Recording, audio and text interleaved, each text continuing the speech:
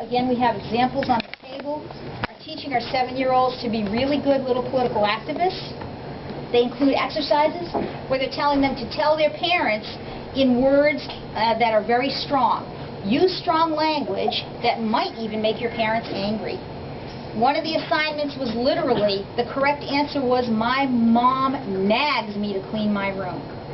That's a correct answer. And the pages go on and on like that. So they're setting up the kids to dislike their parents. It's extremely evil. The next generation science standards, that's my favorite. No chemistry and no physics. Okay? Because we can't add anymore, remember? So you can't do chemistry and you can't do physics, right? I mean, come on. Let's just be logical. Rather we've got a focus on population control, sustainability, sex, of course, and the propagation of the wholly unsupported idea that man is destroying the earth, but don't bother to tell your parents about it because it's their fault. It's your mom and dad's fault. And I looked at some of the guidelines, and basically that is what it says. I'm sorry. I mean, I may be paraphrasing it, but that's what they want kids to believe. Our students can no longer write in cursive or write in script. They will not be taught that anymore. And what does that mean? That means they can't read it.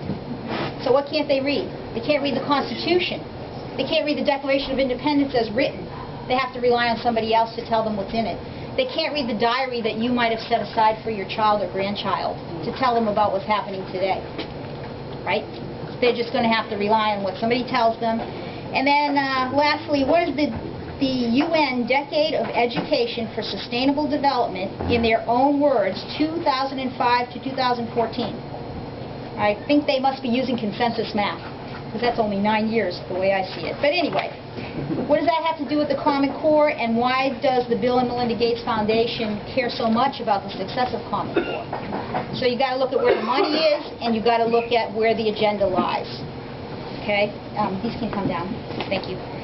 Okay, and here's an example for the UN, for UNESCO.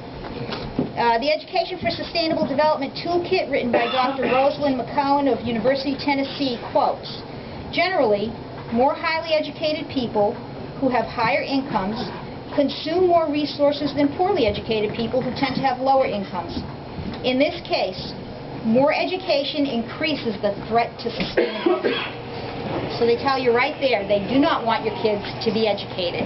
Okay? Would you repeat the last part of that? Yes. Increases what?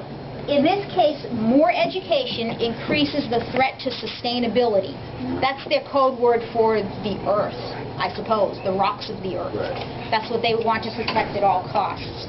It's just deindustrialization. That's what you mean. Okay. Because the ideal citizen of the earth is the average peasant in Zimbabwe. There you go. Okay. Okay. They've got an excellently small carbon footprint. Right, so they're perfect. That's another, they'll get me going on the carbon footprint. Like I said, I'm a scientist. That stuff is really full baloney. We can get into that another day. Lastly, let's not try to ask the questions about Common Core or its use in our schools, or we may end up in jail like the dad in Maryland, who did end up in jail for simply asking questions at a school board meeting. And so back to science, I like cycles, right? Scientists, you have chemical reactions, you have life cycles, you have water cycle, you have on and on. And so what I want you to think about for just a second is the water cycle. It's a very simple cycle. You have water vapor in the sky, it rains down on the earth, it's used by organisms on the earth, runs off into our oceans, streams, and rivers. The sun heats up the oceans and the streams and rivers. The water evaporates, it goes back into the sky, and then it cools off and comes down again as rain. Okay? It's a beautiful cycle. On and on. It repeats, it replenishes itself, it goes on and on. Okay, here's the Common Core cycle. I got to call this a web, because this isn't a cycle at all. This might be a little complicated, but that's because it is complicated. And so that's what I kind of want to get across to you. So we've got our promoters, developers, transfer vehicles, what I call, and enforcers of the Common Core. We've got, for the promoters, everybody's pushing it. Everybody wants it for your kids. And these people are all going to make a ton of money on it, by the way. GE, Exxon, Microsoft, UNESCO, Qatar. They're all in it. We know that. Google, Rupert Murdoch, our friends. The developers were the the funding for the developers, Federal Department of Education and the Bill and Melinda Gates Foundation, funding all the way from inception down to bribing PTAs to accept it and to promote it. Okay? Then we have the National Governors Association and the Council of Chief State School Officers, both of which are trade unions based in D.C. None of them are elected officials, yet they're the ones who supposedly developed this, along with Achieve, which is born from the National Governors Association and Bill and Melinda Gates. Okay, and then the enforcers, of course, are the testing agencies, which is the Smarter Balance Assessment Consortia, the Partnership, or the PARC, Partnership for Assessment of Readiness for College Careers, and the College Board. Same people, David Coleman, David Coleman.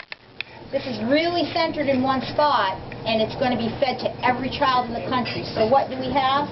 Well, we've got this horrible, let me just hold that out for a minute. Could you hold that for me? Thanks. We've got the rotten core of Common Core. What we've got going into it are our children and teachers getting sucked in. What are locked out of everything are the parents, the taxpayers, and the legislators. No say, it seems. Okay?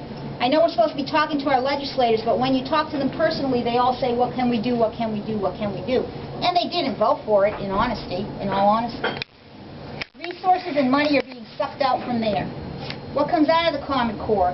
Well, compliant workers, our population control, information on every child and family, extensive and sensitive information, and a nice global workforce. And again, all the resources keep feeding the beast. So this life cycle is no life at all. There's no circle, there's no cycle. Everything goes from here away to the ones that are making the money, the ones that are planning the agenda.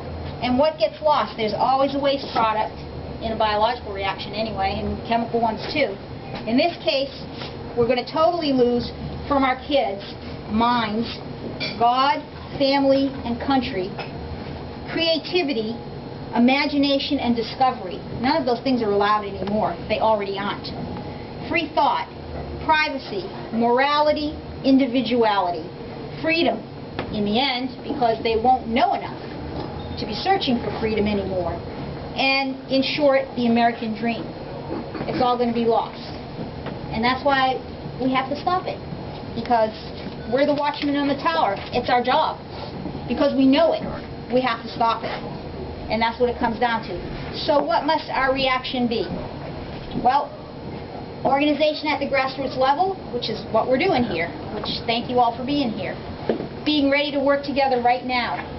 We have to continue our own research and keep learning because it is extremely complicated, and the more you look and try to study and learn it, it just goes on and on. It's unbelievable. And it has been going on for years, like I pointed out at the beginning, but it's just unbelievable to think that people could, throughout generations, be pursuing this. It just seems to me so evil. Why would you pursue wanting to make your country uneducated? I just don't understand it. And slaves. Why would you want a country of slaves? I suppose unless you thought you were pulling all the strings. And that's just a really pathetic thought. It's just not right. Right? I don't get it. So, if we just put the action plans up, thanks. And that'll be our last part.